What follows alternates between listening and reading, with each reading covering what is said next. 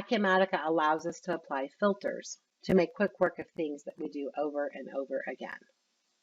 For example, if we were to look in payables at our approved bills for payment section, we can make some filters in regards to how we do our check runs.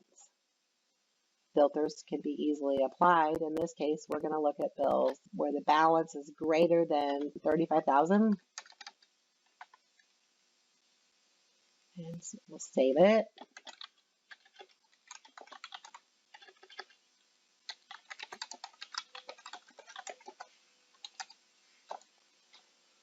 We hit OK, and if we apply it, you'll see it just has the one invoice there. But if we were to take off the pay within 7 days, you would see all of those invoices that are over $35,000. You'll notice that I've had multiple filters that I've added to this that we can look at those bills as needed.